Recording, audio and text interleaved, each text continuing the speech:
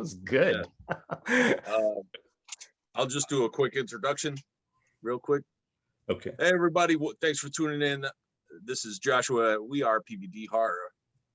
And we are sitting down with Mark Torgl, the original, the old school. What? Did I mess up the name? Totally. Torgl, not Torgl. although I have been called Torgl before. Yeah. Jeez. Or Torgs, or Torgs is a cool nickname. I like that. You know what? We should probably just leave it like that. That was perfect. Because I screwed it up. That was awesome. My apologies. Oh, no worries. You don't have to start over or anything. Well, yeah. how do we rebound from that? We said your name wrong on the introduction. Jesus. Thank God. All right, Brandon, you want to just get us started here? Yeah. All right, Mark. So your name's Mark, right? I think so. Yeah. This guy. I go by that name once in a while. Yeah. That's cool. All right. So we know that Troma's been around for like 45 plus years.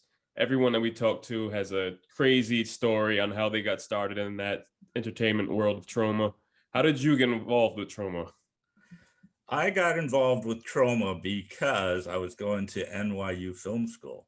Okay. I did some acting in high school. So when I was at NYU Film School, the other side of the camera, Troma put up a job notice on our job board at NYU. The summer was coming up and classes weren't being held in the summer, at least for us. And it said, if you want to, film students, if you want to come work on a real film, come and interview with us at Troma Films. We're making a movie and we'd love for you students to have a part in it. It's a professional film, except nobody gets paid. So I went down and talked to them, talked to Lloyd and Michael. And this wasn't for the Toxic Avenger. This was for another film they did the year before Toxic Avenger. It was called The First Turn On. Oh, yeah. And Lloyd was like, oh, you go to NYU. What do you want to do on this film that we're making? And I said, well, I'd kind of like to be the script supervisor. Then I can work with the director. And he was like, oh, that's me. Yeah, you can be the script supervisor. What else do you want to do? And I was like, oh, well, I like to write. Oh, great. You can write some additional scenes. What else do you want to do? In other words, he was going to give me as many jobs as I could do, because they don't pay for any of them. And, so I ended up being the script supervisor on this film. And it was not even a horror film. They weren't making horror films yet. Mm-hmm. It was a crazy teenage sex comedy.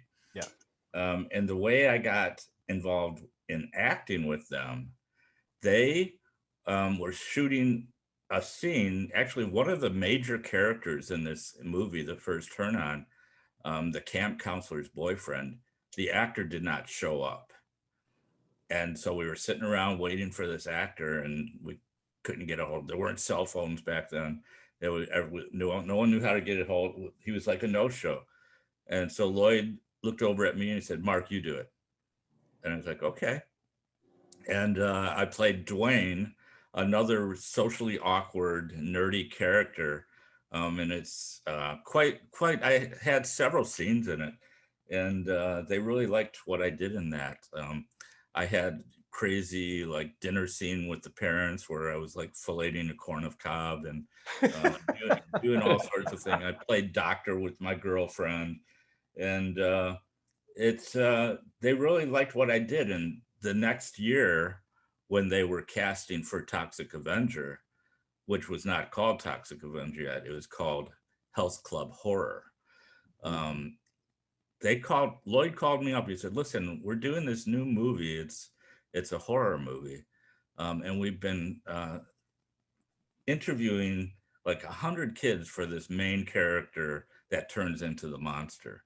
He's nerdy, kind of like what you did last year. And we kept thinking, let's just call Mark and see if he wants to do it, because he's perfect. You know, what he did last year is exactly what we want. And he said, so if you want this role in our new movie, it's yours. And I was like, oh, great, sure, I'll do it. It sounds like fun. And I said, and can I be the script supervisor as well? And they were like, yeah, sure. So that's how it all happened with Toxic Avenger and Troma. And I've had a relationship with them pretty much ever since. Yeah. Did you get paid the second time? What's that? Did you get paid the second time? No. Man. Now, you know, when they made Toxic Avenger 2 and 3, it was actually just supposed to be one movie, and they turned it into 2 movies. Yeah. Okay. And they asked me to be in it, and I had moved to Hollywood, and I was like, well, can you pay me something? You know, it's like, well, they're like, well, we'll fly you out there, and you know, they're like, well, you have friends you can stay with, right? You still have friends in New York. And I was like, just, you know, can you give me something? Can you give me, you know, $100? Yeah, that's just not the Troma way. That's not, you know. Yeah. We can't do that, you know, and not pay anybody else and pay you. And then they sent me the script. I said, well, let me think about it. They sent me the script, and I didn't really think it was very good. And I had a job in Los Angeles in post-production. And so I turned it down. And in Lloyd's book, Everything I Know About Filmmaking, I learned from the Toxic Avenger. He said the biggest mistake he's made in his career was not giving Mark Torgl the $50 he asked for to be in Toxic Avenger. $50. Come on, Lloyd. You did come back for part 4 though, right? Yes, I did. At that point, you know, it was several years later, and I did it for the fun of it, really. Didn't get paid for that one either. But you know, Lloyd. the sad thing about 2 and 3 is they got another kid to play Melvin. And everybody, you know, Troma fans and Toxic Avenger fans call him the fake Melvin. And I feel really bad for him because he's forever known as the fake Melvin. So, you know, it's just kind of interesting the way it all evolved. Yeah, so now you were in the film for about like 20 to 30 minutes. And so with the film being completed, what was your favorite thing to do? Like being behind the scenes or just acting in the film? No, I think if I had to do it over again, I would have just done the acting. Yeah. Although I did get to see the whole film being made. So we were thinking it was such a crazy experience, and seeing all the scenes. We knew it was either going to be like the biggest cult film ever or the best film ever. And, you know, it was like, it turned into something completely unique and original, you know, so it was really nice to be a part of that. Yeah. Well, that's kind of what I wanted to ask you about, because I mean, today it's definitely this cult classic that like you can't mention it without somebody knowing about this film. Like, you know, you mention it somewhere and there's always somebody that knows about it. Yeah. What was the response like when the film came out, and what was your own response after it came out? When the film came out, it got canned completely.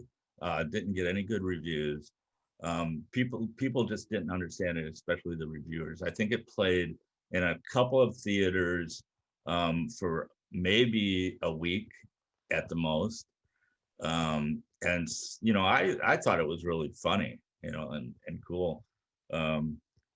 But what happened was the Bleecker Street Cinema in Greenwich Village started playing it as a midnight movie on Saturday nights.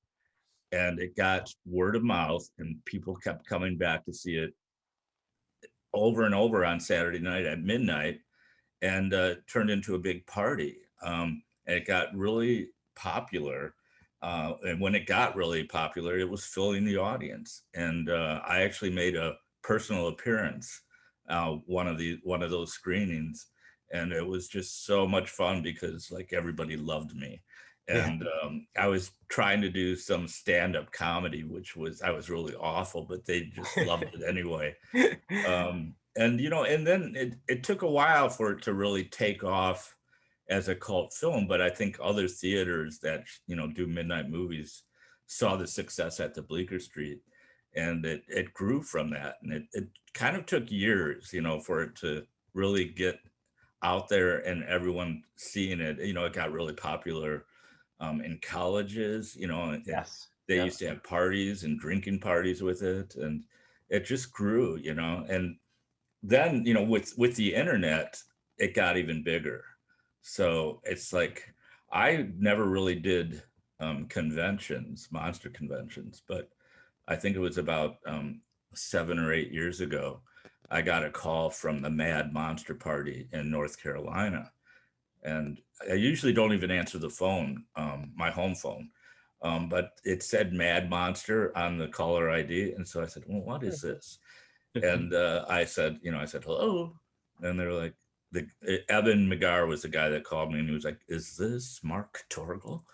And I was like, who's calling? And he was like, I run this monster convention in North Carolina, the Mad Monster Party, and you have fans that want to meet you, and it's a big party, and we'll fly you out there. You can sign autographs and make money and blah, blah, blah. And so I did it and just had a blast, and really realized, like, at these monster conventions, everybody has seen Toxic Avenger. Yeah. And it just, turned into a love fest. And I've been doing them ever since. And I actually made my own movie kind of based with these conventions as a backdrop, called Toxic Tutu. And that's the almost true story of whatever became of Melvin the Mop Boy from the Toxic Avenger. So it started as a pseudo documentary, and then we put a big fictional plot to it. And most of it takes place at these conventions that I was attending. So it's really cool. It's like taking on another bigger life than I ever imagined. Yeah. So now in the film, like you said, like before when it started on Toxic Tutu, you took 20 years off, you were gone, you were on the low, and then you just evolved at the convention. How's everything been for the conventions for you with the fans and everything like that? How's everything going? It's been really great. I really love doing it. Now I took a big break, of course, with COVID, but I recently I did two. I did the Midwest Monster Fest a few months ago, and then I did Scare Fest in Kentucky, which was a really big one. And they're just so much fun. And like I said, everybody at these conventions knows who I am. And if I'm just doing my job, I work in post-production also in Hollywood as my day job that keeps me paying the bills. But I can walk down the street in Los Angeles and nobody recognizes me. So it's like two different worlds. And I like the monster world. It's they're good people.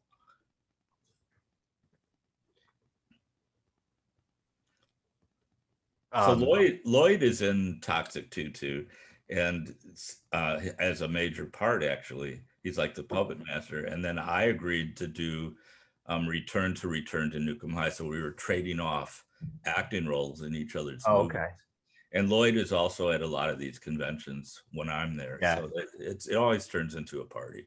Yeah, I did get to watch Toxic Tutu, and it's funny because I actually went into it thinking it was a documentary. It took me a little bit to realize that it was kind of like a mockumentary, I guess. But it made me curious because, like you said, it's somewhat truthful. I'm assuming, like, it's based on some truth. I would assume. Well, yeah, the convention world was all real, of course, and a lot of those interviews are real, with the kids. Yeah. But then, along the way, my partner Joe decided, who I went to film school with, decided he wanted something bigger than just a documentary. And, he kind of came up with this fictional story. Was there any truth to you being in hiding? Well, did you see me around for 10? That's, I mean, that's kind of why I thought it was a real documentary. I was like, is this like, finding Richard Simmons? Like this guy has been missing for a while. So I was kind of curious about that. I started working in post production in Hollywood. I like edit TV shows and stuff. But I've never turned down a role. I often get asked to do like little cameos in films that fans are making now. A lot of Toxic Avenger fans are becoming filmmakers, and I've never turned down a role, and I've never auditioned for a role. And the interesting thing is, in the last couple of years, I think ever since I grew this beard, as I call it, my COVID beard, I've been in like 9 movies, and they're all like monster Toxic Avenger fans that are now making movies. Okay. We have one we're going to ask you about a little bit later, but I don't think you have that beard in that one. But I'll save that for later. Didn't mean to cut you off, Brandon. Hey, good. So we have interviewed like a lot of the new class of Troma and everything like that. So what are some of your favorite new releases from Troma? Well, I like all the class of Nukem Highs. Yeah. And I think I'm in 2 of them. Okay. Yeah. But a Troma film, they're so crazy and outrageous. Any one of them is good. Tromeo and Juliet, Shakespeare's Shitstorm. Yeah. They're all fun. Now, did you guys see the new Suicide Squad? Yeah. Because I'm in that one. Oh, are you? And so is Lloyd. Yeah, I seen Lloyd. He was in there. I'm on the TV screen in the bar scene from Really? they were playing Toxic Avenger. Oh, All right. that's cool. Awesome. That's a little bit. Was it James Gunn film? Yeah. Yeah. It's the new one. Yeah. It's really good, actually. It's a good film. Yeah. Were you in Shakespeare Shitstorm? I was not. Oh, okay. We got to check that one out. You mentioned that you were in Return to Nukem High Volume 2. Yes, and I think just they got put me in released. Volume 1 as well. But Okay. And for anyone listening, that just got put up on the Troma Now app. So we've been kind of waiting to watch that one. It's been hard to find, so we can finally see it. Well, if you contributed to their fundraiser, you would have got the DVD already. Oh, Shots fired. we're sorry, I messed up the name. That was awful.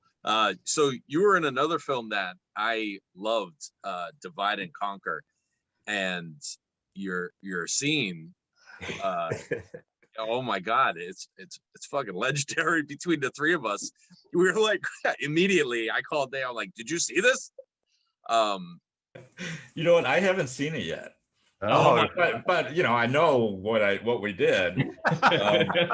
Yeah, it was Mercedes, the Muse, with the director, who is also a huge Troma fan, and Troma, I think, produced it as well. They put some money into it.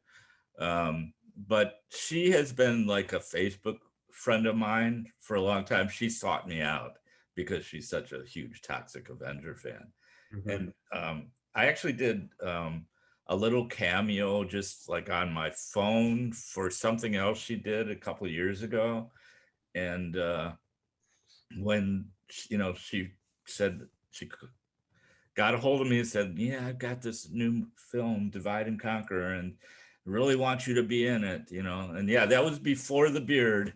That was like before COVID.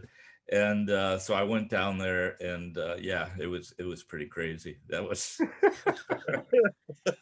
I mean, you've seen it, so you know what happened. Yeah. It was pretty wild. I didn't know it was you until I saw your name in the credits later, and I was like, wait a minute. And then it like kind of dawned on me it was you, and I'm like, That was I had like that silly hat on, and Yeah. a goofy shirt or something. Are you sure you don't want to elaborate for all our listeners the scene itself? Well, there were a couple. There was, I think, 3 scenes. First one was they sought me out at this hotel that I worked at, and I was like the clerk, and I was doing weird things with a corn dog when they came in. But these crazy women kind of kidnapped me, I guess, is how I ended up with them. And there was a scene where I was voyeuristically watching them in their hotel room from outside the window and pleasuring myself. Yep. And we got the window very, very messy. Yes. Very messy. And of course, the finale was they tied me down and did all sorts of nutty things, including Mercedes shitting on me. Oh, it was fun. It was fun.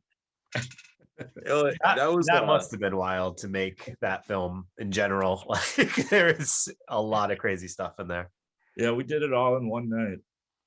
On my part. It's all done in one night. Yeah. A night to remember, huh? Yeah. So speaking of a night to remember, there was I read somewhere, I can't remember where it was now, but there was a story I read about you where you got to spend the night with I think it was Joey Ramone, and you like went to his house and he was spinning records all night or something like that. And I was like, what? Like, how was it hanging out with the Ramones, man? Well, Joey lived in my neighborhood in the East Village. But that was the same night that I made the personal appearance at the Bleecker Street Cinema. And I think I was like, sort of glowing from that. And went into this neighborhood bar. I think I even had a mop. And from that I used, at the theater. And Joey was in there, and we were with somebody else who knew I was a huge Ramones fan, and he knew Joey, and he introduced us together, and he knew who I was. He had seen the movie. I think he and Johnny were like huge fans.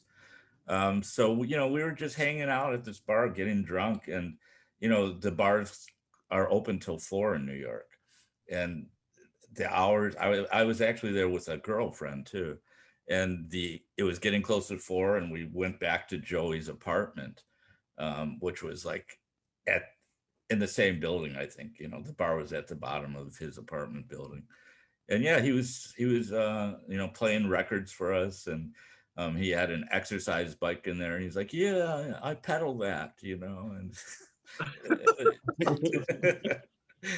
yeah, it was really a good night to remember. That's for sure. Yeah, I'd say so. So what was better, hanging out with Joey Ramone or getting shit on by Mercedes the Muse? That's the big question. I think I'd give that one to Joey. Dude, that's awesome. So I also have to ask about like the Toxic Tutu and Johnny Fairplay from Survivor fame. Are you friends with him? Is that why that? Well, we met him at one of these conventions. Yeah. And he was a Toxic Avenger fan. Oh, okay. And it was actually the first convention that we did at Mad Monster, and we had just started talking about. We were filming, interviews and stuff at the convention because we, already knew we wanted to do that. And he came around, and he was kind of a hanger-on. He just, wanted to hang around at our table because he was a huge fan. And we were like, you know what? We could use a villain in this movie we're making. Do you want to do it? He's like, hell yeah. And so yeah, he was really into it, and he was good. And it's just funny. Yeah, he was in several Survivors. I think he did some reunion ones. Yeah. Yep. Yeah. When I Uh, saw him, that was such a weird kind of connection. So I was interested about how that happened. So that's cool to see that you guys just kind of recognized that he was a big fan and he would be yeah. useful to the film. I mean, a lot of the people that are in the movie are just fans, Yeah. and we grab them right at the conventions and, doing, the stuff parading around and, all the little scenes where there's a crowd. It's all, that's what was really nice about it. It was a movie made with love because everybody in it are fans, and they're all Troma fans and they're all Toxic Avenger fans and my fans. So, Yeah. we had a great time. Now, Bozo and Slug are also in Toxic Avenger. I mean, Toxic Tutu. Yeah. Yep. So Slug especially has a pretty big part, and the funny thing is Bozo did not want to be in it because he wasn't acting anymore. And we talked with, he's still in New York, and we talked with him several times, and we actually got a fake Bozo to play the Bozo parts. And then at the end of our shooting schedule, which was like 3 years, he finally, Gary Schneider, Bozo, finally decided, oh yeah, I'll be in it, and so we had to, we did this little interview thing with him and kind of said to the audience, he doesn't know it, but we cast a fake Bozo, and we don't know if he finds out, if he's going to throw the camera against the wall, and then Johnny Fairplay's mother, Sarah Bell Levinson, was the mother in Toxic Avenger, was my mother in Toxic. Oh, okay. And then of course Lloyd was the puppet master of the whole thing. So yeah. We had fun. That was a cool film. I did enjoy that. And like you said, you could tell that it was made with love and from people that like care about the film. So yeah. And not no money. So you mentioned to me prior to the interview about some other films that you had been in, and I just wanted to kind of ask you if you want to talk about them a little bit. But we had Alien Danger and After School Lunch Special were a few of them, and then I think there was a couple of other projects. There might have been a music video.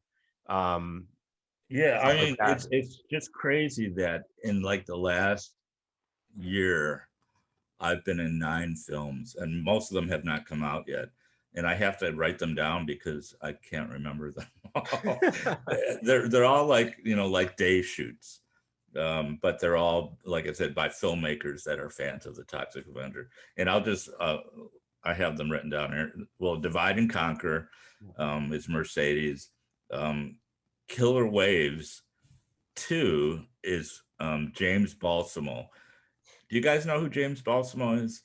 He makes about 10 horror movies a year. And I mean, he just knocks them out one after another. And I've sort of become part of his troupe. So I think I'm in 4 of his films now, which include Killer Waves 2, Alien Danger 2, and Hollywood Werewolf. And, it's like he sets up, he has like a studio at his house in Studio City, and he has a big green screen set up, and we kind of do a lot of it there. But his movies are also really crazy. You should check out his IMDb, because he's got like 50 movies, and they're all really crazy. Yeah, very, very similar. And in fact, he started with Troma, working for them, as an intern like years ago. So, that's where his interests come from. Yeah. So he was really happy to get associated with me, because now every time he makes a movie, he calls me up. The other one that is coming out, which was done recently, is called The Once and Future Smash. And I play myself in that one. And I can't wait to see what they do with this, because, it was like a whole like interview thing, but I guess it's about a fake movie from the 70s, and the hero ends up as a football player, like smashing people's heads and eating their brains and stuff like that. And I guess the premise is that it became a huge cult film, but it's actually not a real film. And all these people were influenced by, all these filmmakers and actors were influenced by it. So I'm interested in to see what they did with it. Yeah. Or what they're doing with it. Sure. So, and that's, it's like, oh, the other one, did I tell you about the Macabre? No, you didn't mention that one. Okay, that is going to be really good. And that's also happened during the COVID times, but everybody supposedly, had their shots and everything. So that was like one of the first ones I really started doing again. But I play this like greasy old camp director, and have some really great and interesting scenes. The guy Eric Mathis is the director, and he was also a fan of mine, and we met on Facebook. And he's, at one point he was like, "Can I send you the script I wrote to my new horror film?" And I was like, "Yeah, sure, send it." And I read the script and I really, really liked it. It's like 4 different stories in one movie. And I told him, I was like, "This is, really a good movie. This is really a good script, congratulations." And he was like, "Well, do you want to be in it?" I was like, "Yeah, sure." And he gave me this role, and then he expanded the role because I was going to do it. So I'm really excited to see. That should be getting close to being finished. Nice. The Macabre, and yeah, I'm looking forward to that one as well. Oh, so we'll definitely keep our eyes out for that one. Yeah, sounds good. Yeah, definitely hit us up. I just checked James Balsamo. He did Spill Your Guts, I think, and I've seen a couple of his films. He's got quite the list. Oh yeah, like I through. said, he's always constantly making a movie, and I think he makes about 10 a year. It's just like really crazy the way he does this. So, and now I'm a part of his troupe, so that makes it even better, because every time he starts a new movie, he calls me up. Awesome. Job security. Yeah. So I just wanted to ask real quick, the new Toxic Avengers being made, the remake or what have you, any are you involved in that in any way, shape, or form? I wish I wanted to be. Lloyd and Michael are producers on it, but I think they're more not that involved. They're just sort of producers by name. And Lloyd has really been pushing for me to be in it. And now supposedly they've wrapped, principal photography. So unless they call me up, while they're doing the post and say, "Wait, we really need them." Because Lloyd was even saying, "You could do a Zoom cameo." I was like, "Yeah, call me up, have them call me up." But I think it's really funny that Peter Dinklage is playing Toxic. Yeah. I mean, that's got to be hilarious. So I think it'll be cool, but I think it would have been cooler if they put me in it. And, I agree. I mean, I think, Toxic Avenger fans would have loved that, Yeah, to see some of the cast in there. Do you want us to boycott it because you're not in it? No, it's, Lloyd is in it. Lloyd is in it. Yeah. We were talking to Lloyd about it, and I had asked him, I'm like, how can you remake such a film in the times that we're living in now? Like how is it going to match up? Like, or is it going to be totally different? So it's just like, I think that they're going to just roll with like a safe bet with it for that film, because it's kind of hard. Who knows? Doing anything with that. Lloyd said it's a really good script. Yeah. So we'll see. And, I think there's still hope that, they might give me that call, but we'll see what happens.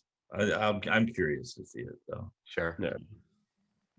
So, Mark, is there anything else that you would like listeners to keep an eye out for, or to give a watch, or anything that you're working on?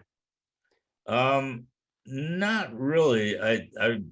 I think I'm doing a convention in next year, a couple of conventions, one in Detroit and one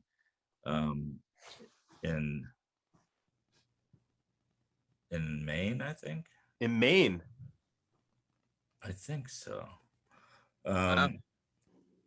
Is that where you guys are? We're Oh, we're in you're Rhode in Island, but yeah, we're only 3 hours from, Portland, Maine, which is Yeah. part of Maine. So that might be happening. And I'm always willing to accept, a cameo in, all my fans' movies that are being made. But right now I'm just excited for all the stuff that's about to come out, and I think I'll gear up again in the new year and see what's out there. Yeah. Well, that's awesome. And Mark, we really appreciate this time and just kind of getting a chance to talk to you like this, because we're as big fans of the film and everything like that. It's this is kind of surreal to actually be able to sit here and talk to you. So thank you for this. Well, you're very welcome. It's my pleasure. It's like I do a lot of these things, and I think primarily when I saw Lloyd did it with you guys, I was like, okay, well, I've got to do it too. So, when I got the reply email, I was like, wow, this is actually really flattering, because you had said, I'll check out your stuff and I'll get back to you. I'm like, oh boy, I don't know if that's good or bad. Yeah, I think I listened to the Lloyd interview, and then I listened to you guys review movies too. Yeah. And you reviewed Divide and Conquer. Yeah. So I listened to that one too. Yeah. So we'll hopefully be doing one on Return to Nukem High Volume 2 now that, like I said, now that we can finally check it out, because we did not donate. So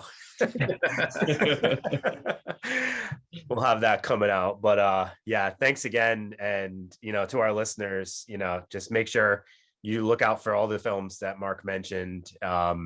And if you haven't seen Toxic Avenger, which I don't know how that's possible, what are you waiting for? That's insane. It's criminal. And Toxic Tutu is streaming. It's on Amazon Prime and Vudu, and it's on a lot. You can find it very easily. Yes. Yeah. So another good watch right there. Yeah. Definitely. So so all the listeners, check out those films, and we thank you for listening. So signing off, this is Dave. Joshua. Brandon.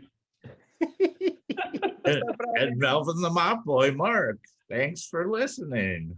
Thanks. Have a good night. Take it easy.